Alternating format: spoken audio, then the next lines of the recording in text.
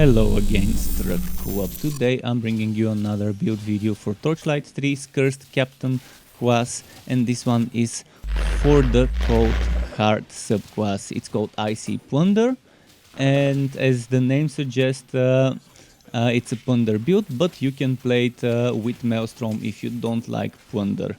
Plunder is a little bit overpowered, so not everyone would want to play it on easy mode, and they might want to switch to Maelstrom and have a slightly different way of playing by grouping up enemies and standing in the middle of the enemies with Ice Shield's projectiles. I'm using only two of the relic skills. Ice Shield with all those nice icicles spawning from us and from our pet, and I'm using Snowstorm that gives us crowd control to nearby enemies as well as gives us that damage buff. On top of that, we're stacking other damage buffs such as the usual suspects, which are Black Spot's Curse to make the enemies take 40% more damage, then the banner for 25% more damage buff for us, then we are using Imbue Relic from the Ancient Ember Boots, which can trigger from our Legendarium the Lil General's buff for extra 25% more damage.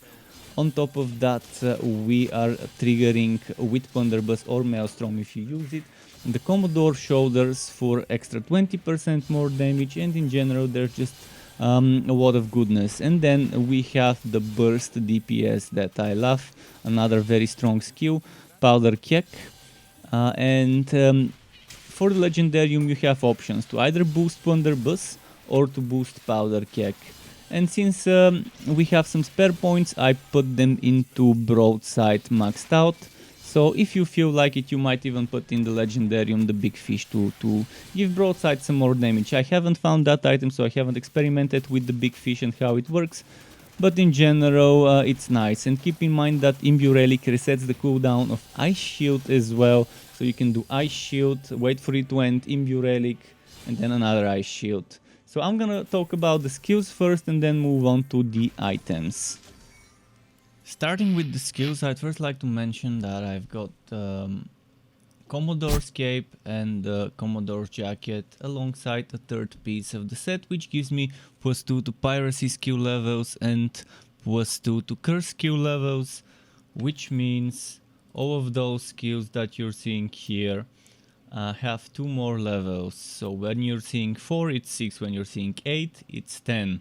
When you're seeing 10, it's 12. That's how it is. It doesn't affect my relic skill tree, but it affects the regular ones. Now let's talk about the skills. I'm gonna quickly show you the levels and then talk about why. So this is tier 2, this is tier 3. This is maxed out, this is maxed out. Double Cross, tier 2, just for the passive. Raid Walk, tier 2. Powder Keg, Broadside and Plunderbuss maxed out. Level 10, so we can get level 12 with the bonuses. Now let's talk about the skills and why I took them. Black Spot is amazing. It makes the enemies take 40% more damage for 10 seconds. And with the reduction to its cooldown from 10 seconds to 9, we pretty much can keep it up. This reduction comes from Raid Walk, which gives us 10% Cursed Captain skill cooldown at tier 2, which is why we've taken tier 2 and didn't leave it at tier 1. Now, this Black Spot also gives us 10% damage to relic skills, which is great to boost Ice Shield and Snowstorm. It will not boost things that are passive, such as the Large Boar's proc, unfortunately, but it boosts Snowstorm, it boosts Frost Blast, Ice Shield, Cold Front, and to a certain extent the Golem. Not anything else. Now, the banner. The banner I like for stuns. I really like that 2-second stun, and the more points we put into it, the lower the cooldown of the banner, which is nice. Alternatively, you can put some more points into Take a Swig.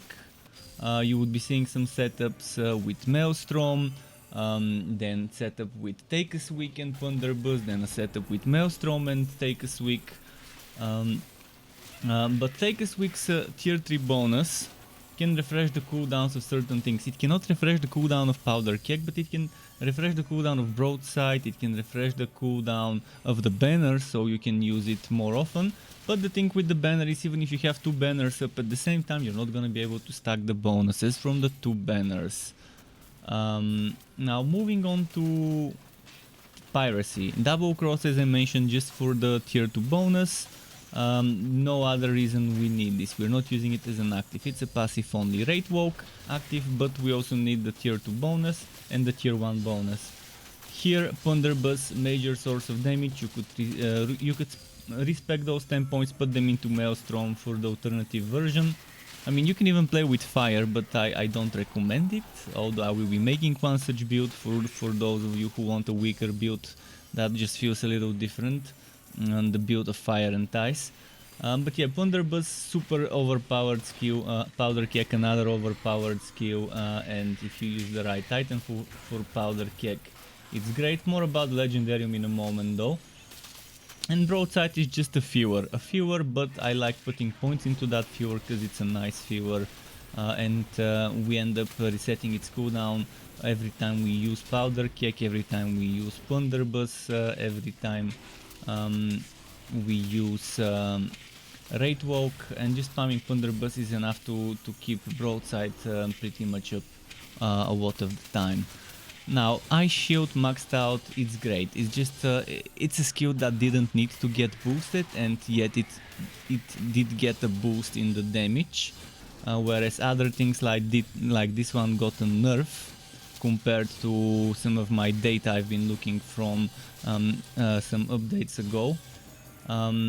This one got half a buff, half a debuff, so yeah, Ice Shield and Snowstorm are still the best choices to play when it comes to cold hard.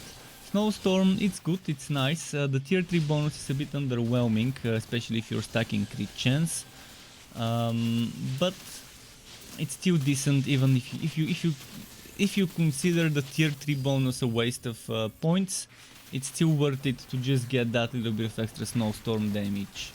But if you think you can be fine with 4 points removed, so you can have a level 6 Snowstorm, then those 4 points could go into Energizer. It's not gonna be a bad place if you go for level 6 Snowstorm and just ignore that bonus. We want Snowstorm mostly for the 25% extra damage buff. That's it. And Ice Shield is great with the tier 2, tier 1 and tier 3 bonus. It's amazing. As long as you stay next to your pet, it's a lot of damage. Moving on to the Legendarium. I need to mention something about the Ancient Ember Boots. You would either be wearing the Ancient Ember or the Woods Beast Boots. Whichever one you have with better stats, wear it. The other one, slot in the Legendarium. It doesn't matter how you do it, as long as one is in the Legendarium, the other one is equipped, you will be fine. More about gear later, but now let's talk about Legendarium. I put Ancient Ember Boots, you might want to wear them, and put the Woods Beast. I also put My Lil General, and for some parts of the gameplay footage you're seeing in this video, you would see me using the Fortune Spire. You would notice that it's giving me those extra projectiles. For other parts of the footage you're seeing throughout this video, I would be using Showman, especially when I'm not using Plunderbuss. It makes sense to remove Fortune Spire. So one of those two is your two choices. I mean, you can try using Big Fish. I wish I could have tried using Big Fish to see how it goes. It's not gonna be terrible to try and use Big Fish, but for the Maelstrom build I wouldn't suggest Korokuju, because the whole idea of the Maelstrom build with this setup is to Maelstrom them together, and you're losing the Maelstrom together with the Korokuju. So I would still say stay away from Korokuju if you're doing the Maelstrom setup, because the idea is vacuum them, then go near them and use Ice Shield. Then eventually when Ice Shield is over, use Imbue Relic to reset the Ice Shield cooldown and to cast a second one right away. And that's the big idea. Now about the Lil General, why we want the Lil General there? Well, the Lil General activates every time you use Imbue Relic, which is every 30 seconds. You get an 8-second buff for 25 damage percent and 25% damage reduction. Even casting speed, which makes Plunderbuss shoot quicker, also consuming those the wounds quicker, but that's fine. Those 25% are not gonna make or break the setup. And you stack that 25% damage from My Lil General with the 25% damage from Dread Banner, with the 40% vulnerability on the enemies, with the Curse of Black Spot. You stack it with the 25% damage from Snowstorm, and you can stack the damage reduction with this damage reduction from tier 2 here. And that's pretty much a lot of buffs that we are stacking together. Alongside this buff from the Commodore Powdrons, it's great. It's a lot of... Now we're going to talk about the pet skills. I suggest using Deadlier Strikes, especially if you're using the Woods Beast Sandos. The Woods Beast Sandos, and this is enough to cap your crit chance. That means you don't need to worry about crit chance in your gear. I love using Battle Cry as well. More damage, I like playing that way. And I love using Zoomies and Healing Friendship. And Zoomies helps us use Healing Friendship more often indirectly. Faster attack speed for your pet means faster procs of the Dryad Neckband and faster procs of Token of Invigoration. So the more often the pet hits, the better the chances of triggering this more often, to refresh the cooldowns of the pet active skills and to heal you and the pet with the Dryad Neckband and Token of Invigoration. And that's pretty much it for the skills. Next I will be talking about the items I recommend taking and why. And here we are at the gears segment, where I'm going to show you the items I use for the build and then talk about the affixes and why those affixes. First of all, we've got North Mace or Glacier Edge, whichever rolls with good stats. Pick one, use it. Then we've got Frostwall. It's needed, and this one is actually needed for the Frostwall. Then we have 3 pieces of the Commodore, which are the cape, the jacket, and perfectly the Commodore Powdrons in the best case scenario. Then for the boots you have to wear either the Ancient Ember or the Woods Beast. And I would recommend Winterweave gauntlets and ideally Winterweave pants, but the pants are optional. You can put whatever one you like. Even blue ones would be fine there. Then you have Dryad Neckband, Token of Rapid Bartering, Token of Invigoration. Now let's talk affixes and why. First let's start with the pet items. You have the Dryad Neckband on pet hits proc. Token of Invigoration on hits proc, meaning Zoomies makes the pet hit quicker, which triggers Dryad Neckband and Token of Invigoration quicker. And so following that logic you would want attack speed for the pet. It can roll on Dryad Neckband and the 2 attacks in the middle. For example, where I have crit chance there, I would ideally have attack speed. Then I would want faster cooldown for the pet active skill, so it can trigger Healing Friendship and Battle Cry more often. So this means attack speed and faster cooldown for pet active skills you want in the middle. On this, this and this, on all 3 items. Then for the sockets, you want faster cooldown for pet active skills here and here. And on the neckband you cannot get it, so unfortunately whatever you wanna pick for the socket for the Dryad Neckband. Token of Rapid Bartering is not a must-have, but I love it. If you don't love it, put something else. The best affixes for the weapon, the mace or the Glacier Edge, would be flat damage, and ice probably would be the best type of flat damage to get. In some cases where you're stacking ice percent damage. Second best would be 3 skill levels to Plunderbuss or 3 skill levels to Powder Keg if you're using Powder Keg. If you're using the Maelstrom setup, then definitely focus on Powder Keg rather than Maelstrom. Then after that, good thing would be crit damage, or it would be something like crit chance. I wouldn't suggest. Stay away from crit chance. Stay away from chance to burn, chill, etc. Maybe only chance to freeze is good because frozen enemies are not hitting you, so that's a good exception as a shit roll. And then in the socket you want flat damage, ideally ice, if you're stacking ice damage percent in other items, and the best place to get it is here because there's 6, and out of those 6, 2 are flat damages.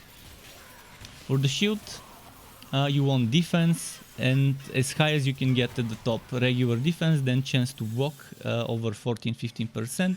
Then you want more defenses, and there's one case where you might want chance to chill, more about that later, where you would be using, you would not be using deadlier strikes, and you would not be using would-be sandals, and then you would be trying to chill with the shield and freeze with some other things to take advantage of tier 3 Snowstorm.